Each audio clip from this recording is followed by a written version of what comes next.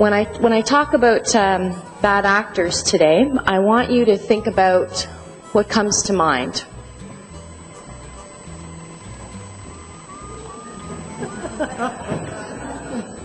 Not this kind. I put Keanu Reeves in there for Canadian content as well, so you know it's not just an American thing. You like him? A little bit about the Ontario Farm Animal Council. The 30-second story is back in 1987, this book called Diet for a New America came out. How many people know this book or have heard of it? Few? Yeah. You should read it. It's a really good lesson in anger management. And chapter by chapter, it's, don't buy it though, borrow someone's copy if you don't mind. Chapter by chapter, it basically goes through and attacks every sector in animal agriculture. At the same time this happened, the Toronto Humane Society, which is one of the largest cities in our country obviously, their Humane Society was taken over by a group of radicals who were definitely animal rights, not animal welfare, and their president at the time made two presentations about factory farming. One at the University of Guelph, my alma mater, and the heart of agriculture college in our country. Two at Simcoe Farm Week, which is 2 hours north of Toronto in the heart of farm country, and a room full of 100 farmers. Well, some of the farmers laughed, some of the farmers got really mad, and two farmers, one of them who's still an active member of ours to this day, said, we need to get together and we need to do something because the average Canadian is going to hear this lady and believe it. So the concept that many of your states are just starting to get to now, and some of you have been there for a few years, of getting all of animal agriculture together in a room to work on these issues. The Coles notes, the highlights of our strategy, and I'm going to focus on number 2 today, is identifying issues very similar to Kay's group and our other sister FACTS groups across the country, working with industry partners to do the right thing. We're going to touch on that today, and tell people about it. So on the tell people about it side, we try to be creative and proactive and get the good news stories out there. So we do things like this Faces of Farming calendar. We have this book called The Real Dirt on Farming, about 100,000 copies across the country. We have a little girl on a tractor, her name's Oprah, and she's a robot and she goes to urban events across Ontario. And I put this up here because this is the good news stories that we all work so hard, and you have your own state and national examples as well. We have this little booklet called Farm Animals Who Cares, and on the front it says, Farmers and Ranchers, Caring for Our Animals 24/7. Well, for those of you that work in communications and everyone in this room who's pretty tuned in to these issues, you know, you can work really, really hard to get these good news stories out. And it just takes something like this to take away from all of your hard work. So that's what we're going to talk about today. And I had 3 really nasty pictures from Canada to add the Canadian content, but they make me really, really mad every time I look at them, so I didn't put them up there. One was a dairy cow with hooves about this long. One was a beef cow with half her face eaten away from cancer eye, and one was a dairy cow with a necrotic udder that did not happen on the truck on the way to the sales barn. And you have your own pictures in your own mind of the bad actors and those animals that you would not be proud to put on a billboard. So, positioning the issue, I spent a lot of time in the last couple of years, particularly in the cattle industry, talking about cull cows and low-valued animals and what's the story. And this is an exact slide I took to a meeting with 600 dairy farmers, 2 separate meetings totaling 600 dairy farmers, and this is the way I position the issue. What's good for the animals, what's good for your wallet, and what's good for the industry. And our mantra that many of you have heard, and I continue to recommend that you support and promote, don't have anything on your operation that you wouldn't be proud to see on the 6 o'clock news, or more relevantly these days, YouTube that day. And when I say operation, I mean whether it's your truck, your farm, your processing plant, your sales yard, you sub in your operation here. So I guess we need to ask ourselves, this isn't those made-up hysterical issues. Those are easy to deal with. These are those real issues, and you all know them. You think about when you kind of give a little wince, you be like, you know, that's not the best. And you know in your mind what it is. Then you got to decide, do you want to do something about it, and then what approach do you want to take? And I guess the first thing, before you decide an approach, kind of like what Houston was saying, before you decide on your weapon, or you need to know where your target is before you pick your weapon, same thing can be said for the bad actors. Who are they, and what are you dealing with? So I always stop and think, you know, why do these things happen that make my job really hard? And you can ask the same thing. That those cows that you're thinking about, those pigs, that farm that you drive by and you go, you know, that's not the best. And there's a whole list of reasons why these bad things happen. Some people are just unaware, uninformed. They bought a farm, they picked up some pigs at the sale barn, and they feed them donuts because they thought that was a good thing to do. So there's that element. There's a lot of people issues. We're going to talk about our animal care helpline. Sometimes people get older, and when you're 80, you probably can't care for the 100 cows that you've always had. Maybe you need to scale back to 10 or 20. So you've got those issues. You've got stress, divorce, finance. You've got animal lovers. Now this seems a bit weird, but often with these cull cows or cull sows that aren't in the best condition, they should have been put down on the farm. But for the people that really love animals, it sounds like a strange thing, but they don't want to actually put the animal down. They don't have the tools or the knowledge, or they just rather not deal with it, which gets into the next one, the avoiders. You've also got the procrastinators. You know, when you go to someone's farm and you see that animal that isn't pretty, you're like, you know, you should really do something about that. I know. I've been meaning to get around to it. It's just not the favorite job on the farm. With the procrastinators, I forgot to mention one, the eternal optimist. You've been treating that animal for some time. It's going to turn around, right? You know, it's going to get better. Another couple days of antibiotics or whatever the treatment is, you know, it's going to turn around. And farmers, you know, tend to be eternal optimists, so I did forget that one. Then let's talk about the last two, because they're ones that we're going to have to deal with now, talking about bad actors. Almighty dollar followers. And you know this is a reality. It is a business. But unfortunately, when you're dealing with this, the last couple of percentage of the population and the last little percentage of animals that aren't pretty, it comes down to very few dollars, and some people are still motivated by very few dollars. And I remember when I worked in the pork industry, visiting a farm with a guy that bought a lot of not pretty pigs, you know, and I said, Bob, like, what's with this pig here? Like, put it down. He's like, that pig's worth $6. That pig is worth $6. Now, who am I to judge? I mean, I get a paycheck. This guy is having a hard time paying a feed bill. That's the reality that we're dealing with. Then the other reality we have are jerks. And there are jerks in every industry, whether it's auto or whatever, and jerks make our life really, really difficult, and you know who they are. But when we think about bad actors and these animal care issues that make our jobs difficult, it really comes down to the people. It's a people problem first before we get into the animal problems. So this graph will be familiar to most of us who work in extension. You know, this is a newer version of it, but we all know how it works. You've got your innovators on the one end, and then all the way through to the laggards. And these bad actors, aside from Keanu Reeves and Nicolas Cage, we're talking about the last couple of percentage here. And I'm going to give you an example. For those of us who work with producers and trying to educate them and inform them and increase awareness, we put together this little thing we call the decision tree, and it's a chart on should this animal be loaded. And this one is for pigs, and Temple Grandin uses this, and she likes it. We have another one for cattle, sheep, and goats. It's colorful, it's visual. We can send them to farmers. We give them to truckers that they have them, you know, in the glove compartment of their truck. We have poster sizes of them that are posted at the back doors of sales barns and processing plants. So when someone shows up at the back door of the plant, they can say, ooh, you know, that animal shouldn't have been loaded. Or when a trucker shows up at a farm and they've got 180 great pigs and 2 that are a little bit questionable, the trucker can pull this out and say, you know what, that actually should be put down. I don't want to load it.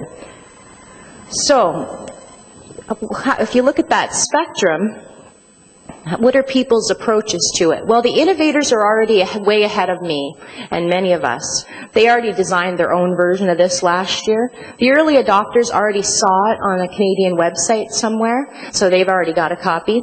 The early majority got it in the mail directly from us and said, you know what, I put that in the, right, you know, tacked it up on the bulletin board in the barn office or at the front door, I'm on it.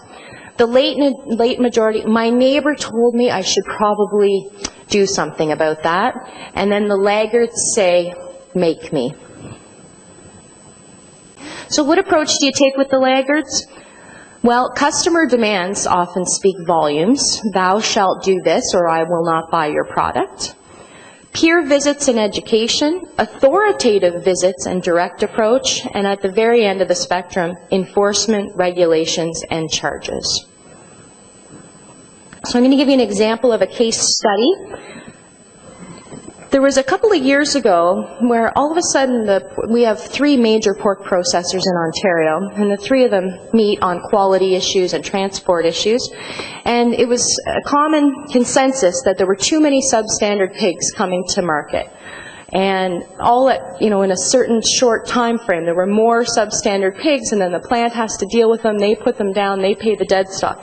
At the same time, there were dead stock service issues in our province. So in some areas it was difficult to get dead stock services for pigs, and the cost went up to $35 a pig. So as a collective group with Ontario Pork, who's our producer association, the whole industry decided to implement a $50 fee that would go back to the farm for any substandard pig that they shipped that had to be put down at the plant. Notice $50 equals more than $35. Have you got that? So it was very effective. And before they actually implemented the $50 fee, they had a 3-month phase-in where they sent letters back to the farmer to say, you know what, just FYI that, you know, you had 2 pigs last week, that you'll be dinged $50 for those the next time you send something like that as of a certain date. And it cleaned up the issue immediately. Follow the dollar. The same thing was tried to be implemented at sales barns. And I put this up here as a little lesson for any of you thinking of doing something like this. The problem is some sales barns implemented it, some didn't. Some that implemented it use it for some customers and not other customers. So they would send a person a bill saying, you know, we set this cow, we had to put it down, here's a bill. It's really hard to collect bills on a dead animal. And we have about 35 sales barns in our province, so it's very competitive. So if not all the players in the game want to play, they'll divide and conquer, and then they'll be like, well, I'm not going to your sales barn, I'm going to go to yours because you're not going to charge me $50. So there's a little lesson if you decide to do something like that. The other thing we started doing is going direct. So say you ship that questionable cow to a sales barn. Instead of being an anonymous black hole that you're just like, there's one cow out of 5,000 that went through the sale and it's anonymous, you'd get a letter saying, Dear Leslie, you shipped this animal on this date. Here's a picture of it.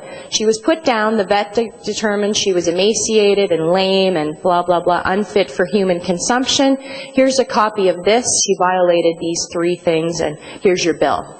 It's pretty direct, and the picture speaks 1,000 words.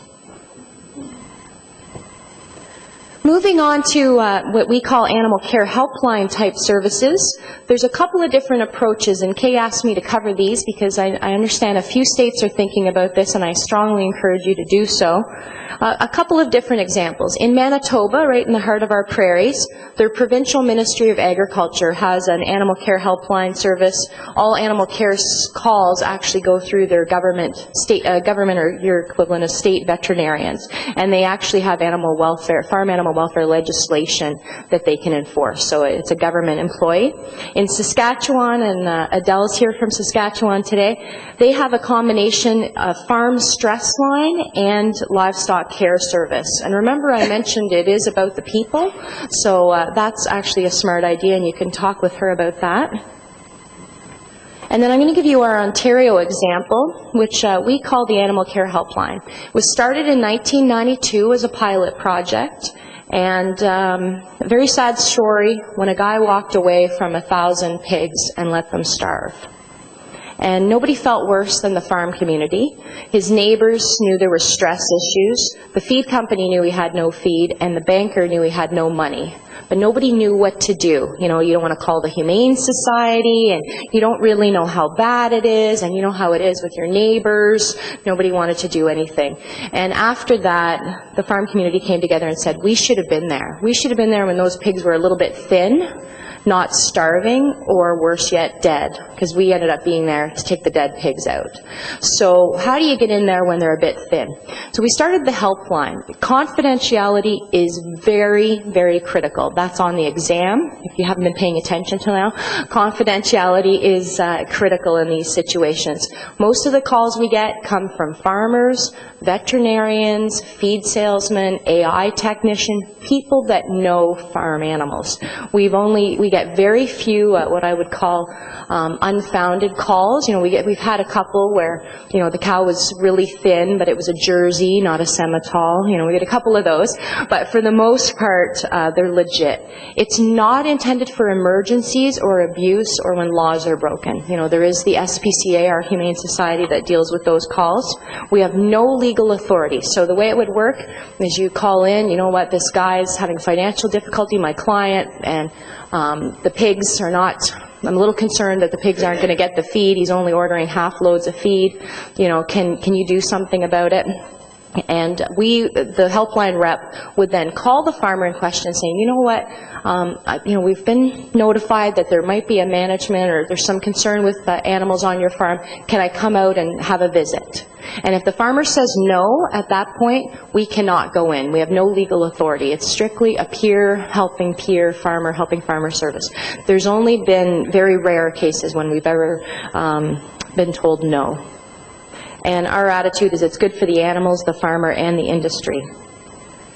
So when a call comes in, we take the details of the complaint, and the person taking the call at our office has to do a little bit of digging to make sure that it's a legitimate call. It's not just a neighbor dispute or, you know, a divorce or something like that just say, is this a bad fencing issue? Is it just a messy place? Or, you know, are the animals actually not being cared for the way they should be? We do ask every caller if they'd like a callback request, and 99.9% of the time they do want a callback request. And it is an opportunity to educate the caller if you know, they're calling about something that we could talk them through and say, you know, maybe it's not a legit call. If a law is broken, if there's dead stock on the site or animals are, you know, perceived to be abused or cruelty, we immediately forward it to the legal authorities. We don't get involved. Once the Helpline call comes in, then we go into action, putting the details of the call minus the caller's name and details. So if it's a cattle issue, for example, we would forward it to the Ontario Cattlemen's Association, and they have a network of volunteer farmers across the province that would then make the call to the farm in question, ask if they could come, go and make a call, and then report back to me, and then I call back the original caller. There's 3 ways that we, depending on the farm animals involved, 3 ways and options, and I've got them in order of my preference. So if you're going to start a service like this does not have to be expensive, it does not have to be cumbersome, and in our attitude, 1 call makes the whole thing worthwhile. And my favorite way is the way the pork industry does it in our province. They have 1 person who's the lead that takes all the animal care calls. So if I get a call about hogs, I put it through to 1 farmer who is very familiar with the system. You know, we could talk about the details. He has a network of a few other pork producers, depending on where it is. We have a big province. Depending on where it is, he can get somebody to go, or he can talk to someone in that area to say, do you know this farm, and make the operation happen. He does most of the calls himself, but he does have a network of volunteers. Some groups use their field staff. So the Dairy Farmers of Ontario, for example, have about 8 field staff. So they would use a staff person to go and make the visit. And then Cattlemen and a few of the others, they have a group of local producer volunteers. The difficult thing with local producer volunteers is if you have 50 volunteers, it's difficult to get consistency in terms of how they handle the call and how they write the report. And as I mentioned, the important part is then we follow up with the caller. In terms of numbers, we get between 16 and 30 actual visits happening per year. So not huge, but as we feel one makes it worthwhile. We get another 20 to 50 calls fielded per year that we just deal with over the phone. It doesn't cost us anything in terms of hard costs other than our staff time to field the calls and forward and follow up with the callers.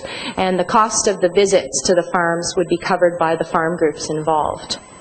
And we do forward and get calls from the SPCA, which would be our Humane Society equivalent that looks after farm animals in legislation in Ontario. So if we get a call about a farm animal care case, we get out there, there's obvious abuse or neglect, we in turn would call the SPCA and vice versa. They get many complaints, not many, but they get some complaints about farm animals. They get out there and they're like, you know what, this person just needs some education on proper management and feeding of animals, and they'll call us. And they also call some of our helpline reps to go on calls because I'm sure you have the same experiences. Many of the SPCA staff are not that familiar with farm animal practices. So if they do get a call about a commercial farm, it's actually in our industry's best interest to have someone with a farm background go with the SPCA. So there's another little benefit of having this service. You get that relationship built up in advance.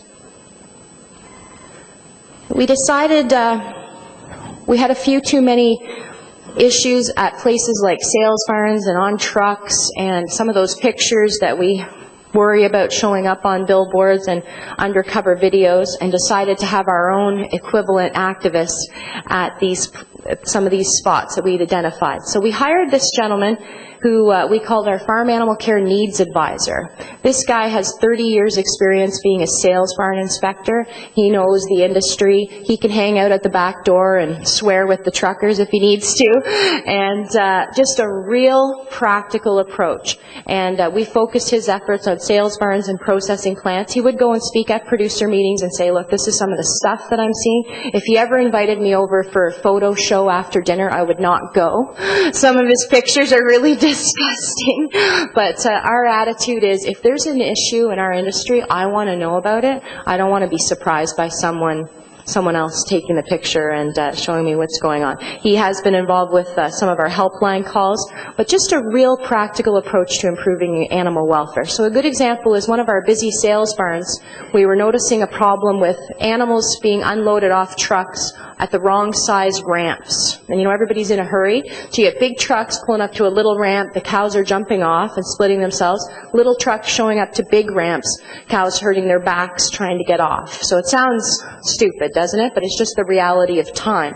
So the other issue was trucks with trailers trying to back up to these ramps, taking up a lot of time. So Bill has worked with our local, one of our largest sales barns, on a drive-through for these straight trailers. And talk about a time saver, and for someone like me that can't back up a trailer, that's awesome. And a drive-through, it's easier on the animals, it's easier on the drivers, and it's alleviated that time pressure. So now the big trucks and the little trucks can take their time and have more access to ramps. So a really practical approach. He's on contract. We pay him on a daily rate. It's not an expensive investment in your industry to make sure that someone's there with a real practical approach to improving animal care. I wanted to tell you about our sister group in Alberta. They have a similar system to ours, and it's called the Alert Line.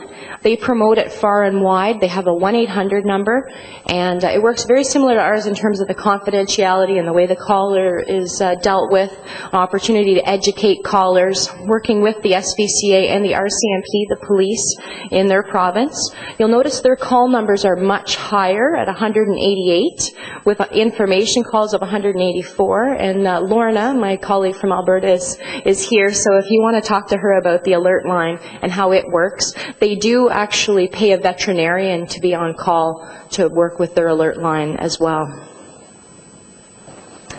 So I had to work this in here because it's my favorite slide. The reality is we all have wishes, and if I could wish anything, some of those pictures I was telling you about, I wish they didn't happen, and I wish we didn't have to deal with them. But as long as there's jerks almighty dollar followers and the reality of that last few percentage on that graph. You know, we call it the 5% irritancy factor. That 5% irritancy factor can take up 150% of your time pretty easy. And I wish it wasn't that way. So I'd like to challenge your states to do similar programs. You know, it doesn't have to be cumbersome. It doesn't have to be a big process.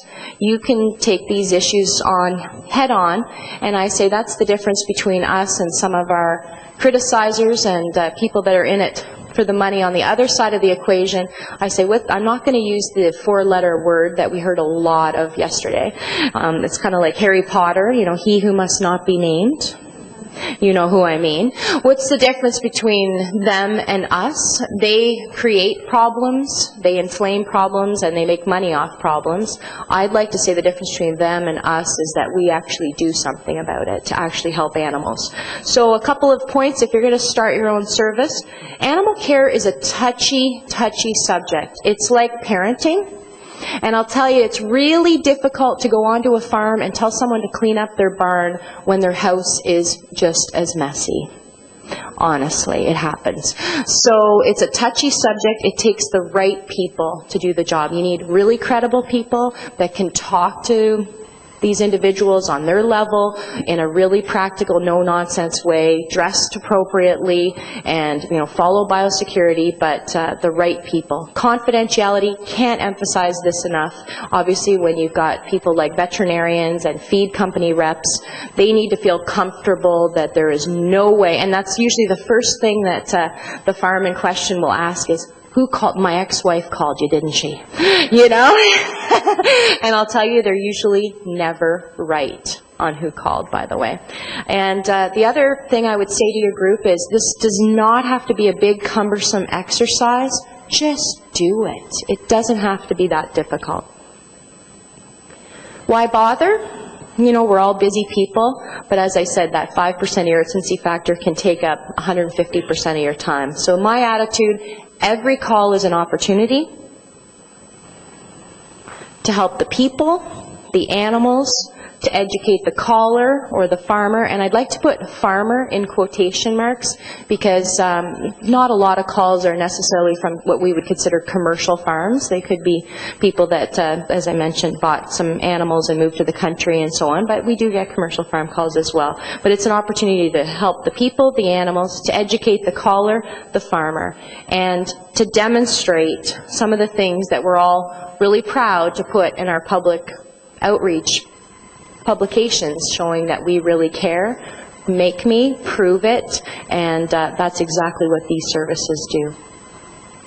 So I challenge your group, if you don't already have some of these things in place, you know who you are and you know the issues I'm talking about, those ones that you hope you're never asked about, you hope those pictures don't show up on your state news or your YouTube channel. And this is actually a redneck air conditioning unit out of Canada. If anyone wants the specs, I can give you. We are rednecks, by the way, just because we don't have a southern accent. Don't be fooled. Don't be fooled. And I can give you the specs on that. But the challenge to the group is, you know, what's that definition of insanity if you keep doing the same thing and expecting different results? So I say take that last few percentage of our industry, take it on head on and direct. Have honest, open discussions with your members and say, you know what, let's drive some change and get out of the back of the truck.